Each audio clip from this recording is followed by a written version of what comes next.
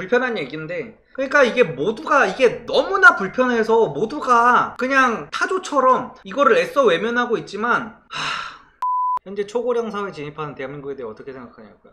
뭐 이제 그냥 받아들여야 될 것 같아요. 그러니까 초고령 사회에 진입하는 대한민국, 이거를 뭐 지금 국회의원들이 어떻게 뭐 하겠다 어쩐다 하는데, 제가 볼 때는 다 그냥 아무 의미 없는 다 탁상 공론이고요. 뭐 신혼부부한테 무슨 지원을 해주고 뭐를 해주고 그런다고 해가지고 저는 이제 결혼을 할 것 같지도 않고요. 왜냐면은 많은 분들이 굉장히 오해를 하시는 게 뭐냐면, 그리고 또 이것도 일종의 지식의 저주인데, 모든 사람들이 대부분 그 대중을 생각할 때 다 나랑 비슷한 수준이라고 생각을 하거든요. 그래서 뭐 우리가 볼 때는, 일반적인 사람들이 볼 때는 정치인들이 다 멍청하다 이러잖아요. 근데 애초에 멍청하면 그 자리까지 가지도 못하고요. 그렇기 때문에 이제 자기들에 맞춰가지고 어떤 정책 같은 거를 짜면 사실은 안 되거든요. 근데 대중들이, 이것도 약간 소신 발언이 될 수 있는데, 대중들은 생각을 그렇게 깊게 하지 않아요. 생각보다 다 자기들은 생각이 깊고 뭔가 되게 멀리 미래를 내다본다고 스스로는 착각을 하지만, 현실은 그렇지 않습니다. 그렇게 사람들이 정말 미래를 내다보고 나의 미래가 정말 소중하고 어떤 100년 대계를 세워가지고 뭔가를 하는 사람들이 많다면, 우리나라의 명품 소비율이 이렇게 1위가 될 수가 없어요. 그거 인생 말아먹는 거거든요. 카푸어들이 그렇게 많을 수가 없고, 우리나라 외제차가 그렇게 많을 수가 없고요. 뭐 호캉스가 그렇게 맨날 붐빌 일도 없고, 오마카세에 줄 서서 먹을 일도 없어요. 사람들은 다 생각 없이 삽니다. 생각 없이 사는데, 결국에는 중요한 게 뭐냐면은 미디어를 장악해야 돼요. 미디어를. 그러니까 선동을 하려면 뭐를 해야 되나요? 미디어를 주작을 해야 되는데, 요즘에 미디어들이 뭐 어떻게 요즘에 미디어들에서 하는 게 다 뭐예요?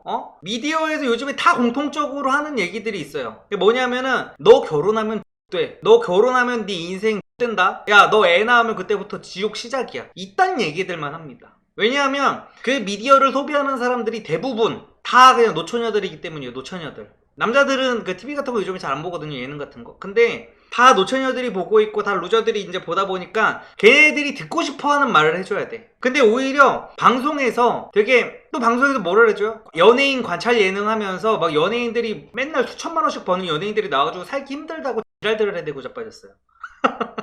그니까 누가 대체 애를 낳고 싶어해? 누가 애 낳으면 인생 망한다는데, 육아 지옥이라는데, 결혼은 지옥이라는데 누가 그거를 하겠냐고. 평범한 부부들이 나가가지고 방송에서 알콩달콩 행복하게 사는 모습을 보여줘야 사람들이 그거를 보고 결혼을 하는 겁니다. 응? 지금 신혼부부 대책, 뭐 육아 대책 이딴 거 다 필요 없어요.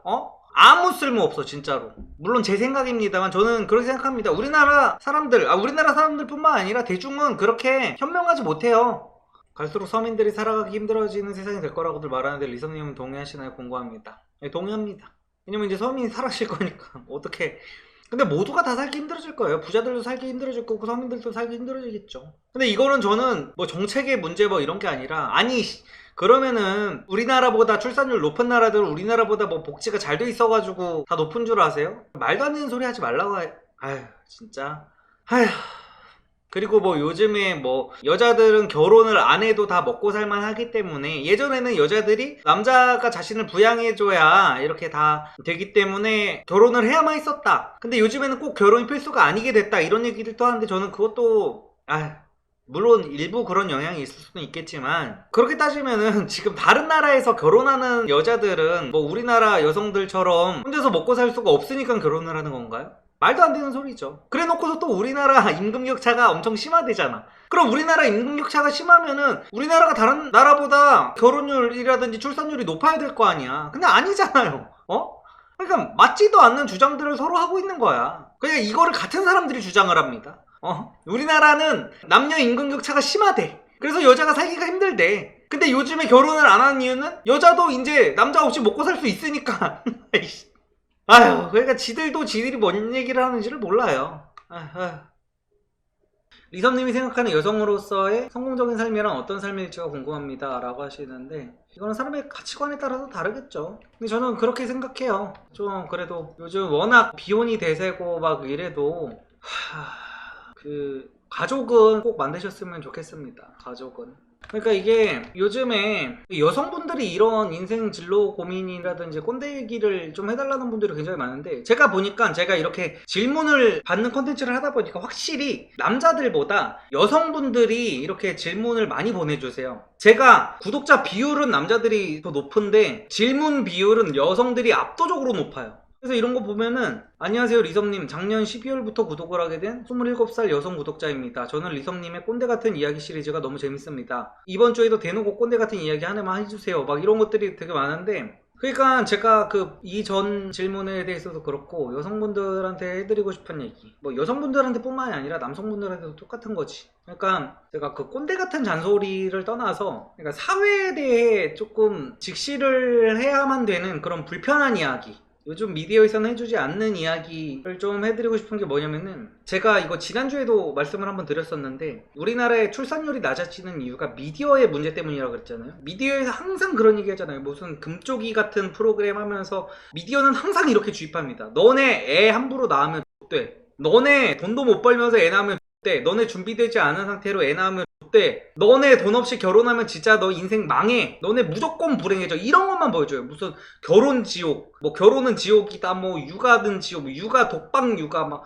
와, 근데 그러면서도 또 막 연예인 관찰 예능 같은 거 막 보여주면서 막 요즘 세대들은 뭐 혼자여도 돼, 뭐 그런 거 다 필요 없어, 친구들이랑 평생 갈 것처럼, 평생 친구들을 만나면서 살아도 행복할 것처럼 그렇게 얘기를 해요. 막 드라마 같은 거 보면은 여자들 막 40대 여자들 나오는 드라마 같은 거에 막 싱글 라이프도 굉장히 화려한 것처럼 포장을 하고, 여자들끼리 막 뭉쳐가지고 맥주 한잔 하면서 뭔가 되게 막 야경 같은 거 바라보면서 그런 삶이 되게 행복할 것 같다고 생각하는데, 저는 제 주변에 결혼 못한 40대 여자 중에 행복한 여자 못 봤습니다. 진짜 다 그냥 정신승리하고 자위하는 거지. 나는 행복해, 나는 행복해 하면서. 아무튼 간에 이런 것들이 왜 문제라고 생각하냐면은, 이게 저는 타조 증후군이라고 혹시 아시나요? 타조 증후군. 이게 타조들이 자기가 뭔가 무서운 상황에 직면하고 뭔가 위기의 상황에 직면하면은 그 문제를 실질적으로 해결을 하려고 하지 않고 어떤 모래 같은 데다 대가리를 박아요. 대가리를 박고 내 눈에 지금 당장 아무것도 안 보이니까 이 위험이 나를 지나갔다고 생각을 하는 거야. 타조 대가리니까 가능한 그런 증후군인 거죠. 근데 저는 요즘 세대들이 타조 증후군에 어느 정도 걸렸다고 보는 게 뭐냐면은, 그러니까 지금 미디어에서는 애를 낳았을 때 행복, 결혼했을 때 그 신혼의 풋풋한 행복, 그리고 결혼했을 때 평생 내 편이 생긴다는 그런 안정적인 그런 거에 대해서는 전혀 얘기를 해주지가 않는데요. 이게 그 방송들은 진짜로 나쁜 새끼들인 게 뭐냐면은, 결혼을 하지 않고 애도 없이 그렇게 혼자서 고독하게 살게 된 그런 사람들이 나중에 50대, 60대가 돼서 얼마나 비참한 삶을 사는지를 보여주는 거는 그 방송을 할 엄두를 못 내요. 그런 엄두 자체를 못 냅니다. 여러분들 지금은 지금 주변에 막 친구들 만날 친구들 많고 이러죠. 20, 30대 친구들 보면은 나중 가면은 자기 만나주지도 않습니다. 자기들 가족들이랑 이렇게 지내기 바쁘고 막 그래가지고 만날 사람도 없고. 그리고 불편한 얘기인데, 그러니까 싱글 라이프 존중합니다. 존중하는데, 이게 50대 60대 이후에도 그 싱글 라이프가 별 문제 없는 사람들은요, 고소득층 뿐이에요. 고소득층. 제가 예전에 결혼을 해야 돈이 빨리 모인다는 그런 말씀을 드렸더니 현실을 모른다 어쩌고저쩌고 하는데, 그러면은 혼자서 벌었을 때가 돈이 더 빨리 모인다는 사람들은 혼자 살아봤습니까? 그러면? 혼자 살아보셨어요? 그리고 진짜 고소득층이라고 해도 또 70대 이후에는 또 답이 없어져요. 또 답이 없어져. 응? 그러니까 이게 너무나 불편해서 모두가 그냥 타조처럼 이거를 애써 외면하고 있지만, 가족 없는 삶을 진짜 어떻게 나중에 부모님 다 돌아가시고, 지금 요즘에는 다 외동이죠. 외동에다가 부모님 다 돌아가시고, 주변에 여러분 친구도 남이에요. 남. 결국에는 친구도 남입니다. 친구가 결국에는 지금 나랑 죽고 못 사는 친구라고 해도 지금 40, 50대 분들이 제 방송을 얼마나 보실지 모르지만 30대 중반만 돼도요, 20대 초반에 평생 만날 것 같은 친구들 30대 되면 거의 안 만납니다. 거의 안 만나고요. 아휴, 진짜 나중에 가족이 없으면 그거 어떻게 하려고 그러는지 모르겠어. 아휴.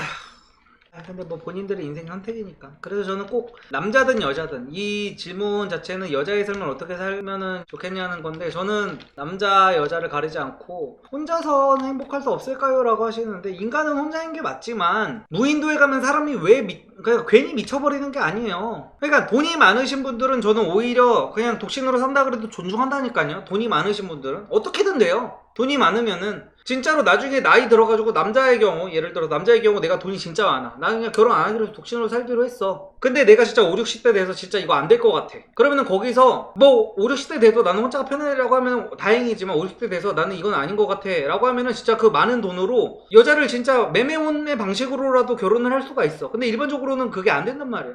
한국 저출산 문제 때문에 50년 뒤에 망한다고 하는데 진짜로 망할까요? 리선님 생각은 어떠신가요? 저는 안 망한다고 봅니다. 어떻게든 살아남을 거라고 봐요. 인간은 적응하는 동물이기 때문에 망하진 않을 거예요.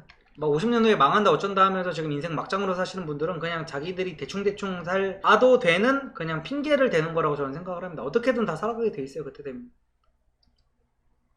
안녕하십니까. 코로나로 인해 사용하지 못한 휴가를 마지막에 말출 휴가 형태로 전역 전까지 72일 휴가를 나온 병사이자 22살 청년입니다. 다름이 아니라 제가 꼭 갖고 싶은, 꼭 사고 싶은 100만원짜리 시계가 있습니다. 군 적금이 깨지면 1000만원이 생기고 이중 대학 등록금과 휴대폰으로 500만원이 소비될 예정인데 남은 500만원으로 100만원짜리 시계를 저에게 해주는 선물로 구입해도 된다고 보시나요? 22살에게 너무 과분한 시계일까요? 사치일까요? 리섭 선생님께서는 어떤 생각을 하시는지 궁금합니다. 이거는요, 본인이 어떤 인생을 살 것이냐에 따라서 달라요. 제가 항상 말씀드리지만 인생 플랜은 자기가 어떤 인생을 살 것이냐에 따라서 다르게 가져가야 됩니다. 본인이 사업을 하려고 그래. 근데 사업을 하려면은 20대 때 버는 모든 돈은 자기한테 다 투자를 해야 됩니다. 그리고 사업을 할 사람들은 많이 써보는 경험도 중요해요. 어떤 것들을 많이 사보고 내가 하이엔드 같은 것도 많이 경험을 해봐야 되고 앞으로 내가 사업을 할 거다. 나는 큰 돈을 벌 계획이 있다 하면은 쓰세요. 100만원짜리 시계 사세요. 저야말로 제 그 목표에 맞지 않는 인생을 살았거든요. 제가 말씀드렸잖아요. 저는 사업을 하려고 했으면서 항상 아끼는 데에 몰입을 했어요. 바보같이. 사업을 했으면은 사람들이 어떤 데에 소비를 하는지, 이런 데에 소비를 하면 어떤 이점이 있는지 같은 거를 내가 파악을 잘 했어야 되는데 어릴 때 주변에서 하는 말이 다 그런 거야. 저축해야 된다. 젊었을 때 저축해야 된다. 나중에 큰일 난다. 그러면서 저는 사업을 하면서 직장인의 마인드로 살았던 거죠.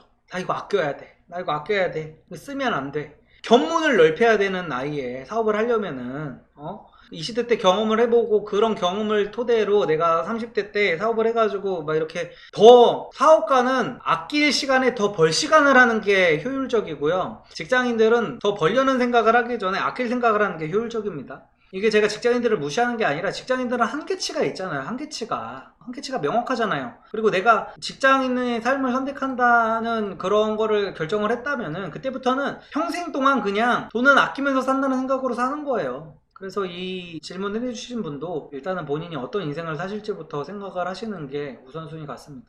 겨우 100만원 시계 사는데 사업을 할 건지 직장을 할 건지 고민해야 됨이라고 하시는데 뭐가 겨우 100만원입니까? 22살에 100만원짜리 시계를 사는데 요즘에 이래서 문제죠. 이래서 문제들이죠.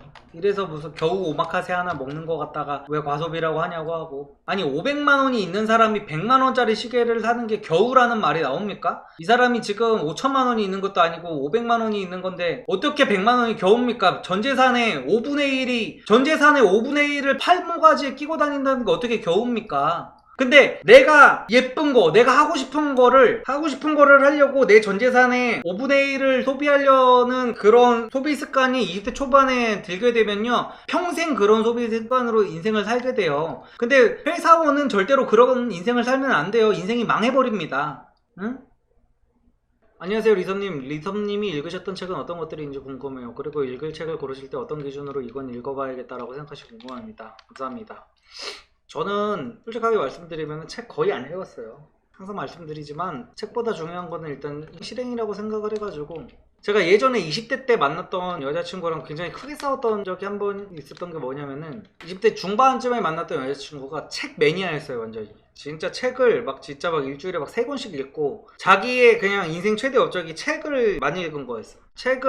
그러면서 그 책의 내용을 기반으로 저를 맨날 가르치려고 들더라고요. 저한테 막 책 좀 읽으라고 뭐 어쩌고저쩌고 말을 하고, 근데 걔는 이제 부모님한테 용돈만 받아서 써보고 자기가 실제로 생산성을 만드는 행위를 해본 적이 없는 애였어요. 그런데 책에서 본 것만 읊어대면서 저한테 자꾸만 뭐에 대해서 막 가르치려고 하고, 나는 진짜 중학생 때부터 돈을 벌어보기 시작한 사람이었는데 막 돈 버는 마인드에 대해서 나한테 자꾸 가르치려고 하고 진짜 그래가지고 제가 그때 뭐라고 했었냐면은 너는 대체 네가 읽은 책에서 네 삶에 제대로 적용한 게 뭐가 있냐 라고 제가 얘기를 했었거든요. 근데 저는 그때도 책 하나를 읽으면 하나를 읽어도 내 삶에 적용을 시키려고 노력을 진짜 많이 했었어요. 책을 안 읽는 대신 내가 하나라도 읽으면은 내가 이대로 정말 해봐야겠다, 이게 거짓말인지 진짜인지도 모르겠지만 내가 진짜로 해봐야겠다. 믿기 힘드시겠지만 제가 지금 막 그런 끌어당기기 법칙 같은 거 엄청 까잖아요. 저 실제로 끌어당기기 법칙 옛날에는 믿었습니다. 제가 어릴 때 되게 감명 깊게 봤던 게 그 꿈꾸는 다락방이라 해가지고 R equal VD 그거였나?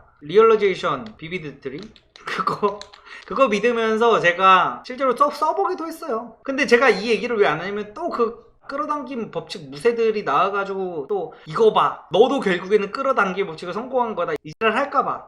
그런데 저는 지금 제가 거기에 썼던 거랑 아예 다른 인생을 살고 있고 이뤄진 거 아예 없고요. 또 뭐 성공한 사람들 막 나와가지고 뭐 자칭 성공한 사람들 나와가지고 막 그런 얘기하잖아요. 동기부여 연설가들이 그런 말해요. 나 이거 될 거야 라고 생각하지 말고 난 이미 됐다라고 하라고 하잖아요. 나는 이미 부자야, 나는 이미 벤츠 오너야, 나는 이미 3천억 부자야 라고 다짐을 하려잖아요. 근데 그거를 하잖아요. 그거를 하면은 뭐 이런 얘기를 해. 그거를 하는 순간 뇌가 자동으로 자기의 뇌를 속이는 거래. 무슨 자기의 뇌를 속여가지고 자기의 뇌가 얘 왜 3천억 부자라고 하니 3천억 부자가 아니지? 3천억 부자가 되도록 뭔가를 자꾸 뇌가 하게 만든다는 거야. 근데 저는 아예 정반대로 생각합니다. 내가 3천억 부자도 아닌데 나는 3천억 부자야 라고 하루 종일 되뇌이면은 저는 그 사람의 메타인지가 박살이 난다고 생각을 하는 사람이거든요.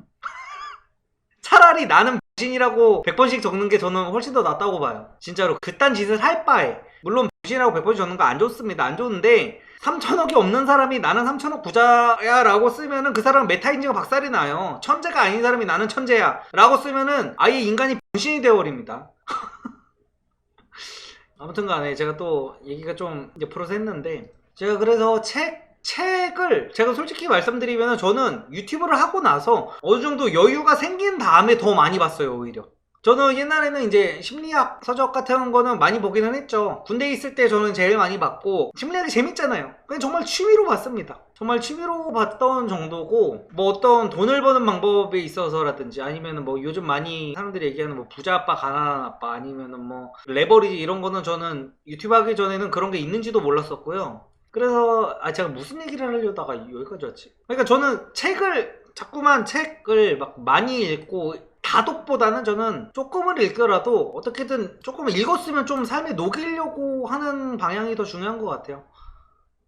비종교인과 종교인이 연인, 친구, 사업 등을 같이 하는 것에 관하여 어떻게 생각하십니까? 저는 연인 빼고 나머지는 다 괜찮다고 봅니다. 그러니까 우리나라 사람들이 되게 전체주의적인 성향이 굉장히 강해가지고 이런 게 있어요. 우리나라 사람들이 잘못 생각하는 오류 중에, 예를 들어서 저랑 어떤 유튜버랑 막 어울려. 그러면은 저는 이제 정치 성향이 보수 성향이잖아요. 그러면 그 유튜버도 와, 저 새끼도 보수였네, 진보인 줄 알았는데 보수였네, 막 이런 식으로 얘기를 한단 말이에요. 그렇지 않습니다. 그러니까 내가 절에 다니는 사람하고 어울린다고 해가지고 제가 절을 다니는 게 아니잖아요. 그리고 제가 동성애자랑 같이 사진을 찍었다고 해가지고 제가 동성애자인 게 아니잖아요. 그냥 결국에는 그런 것은 아무 상관이 없는 거예요. 내가 뭐 평생을 함께할 배우자, 왜냐면 배우자랑은 그게 맞는 게 중요한 게 뭐냐면은 정말 나의 가치관을 공유하고 어떤 같이 경제 공동체가 되고 같이 뭔가 자녀를 같이 키워야 되고 그런 것들 때문에 같이 그런 것들이 맞는 게 굉장히 중요한데, 왜냐면은 자녀를 낳았는데 엄마는 교회를 다녀야 되는데 아빠는 교회 같은 거 안 다녀도 되는데, 엄마는 진보 성향이야, 아빠는 보수 성향이야. 그러면 애가 어떻게 되겠어? 애가 미쳐버리는 거지. 그래서 연인 사이에서는 그런 게 중요하지만 저는 뭐 사업을 하는 상황에서도 저는 뭐 딱히 그런 거 중요하지 않다고 봅니다. 이성님께서는 여자랑 이성적인 대화를 하지 말라고 하셨습니다. 그런데 예전 라이브에서 분명히 좌파인 여자친구를 우파로 돌린 적이 많다고도 하셨습니다. 정치적인 이야기를 하려면 필연적으로 이성적인 말을 해야 하지 않나요? 이성님께서는 왜 여자한테 이성적인 말을 하고도 차이지 않으신지 너무너무 궁금합니다. 감사합니다. 아니 이거 이성적인 대화를 하지 말라는 건요, 첫 만남에서 말씀을 드리는 겁니다. 당연히 사귀기 시작하고 서로 이제 가치관을 공유하고 어떻게 평생 농담 따먹기만 합니까? 그러면은 제가 저희 와이프랑 아직도 평생 농담 따먹기만 하겠습니까? 첫 만남에서 농담 따먹기 하면서 아이스 브레이킹도 하고 서로 친해지고 막 그러라는 거지, 무슨 당연히 어떻게 평생 여자하고 농담 따먹기만 합니까?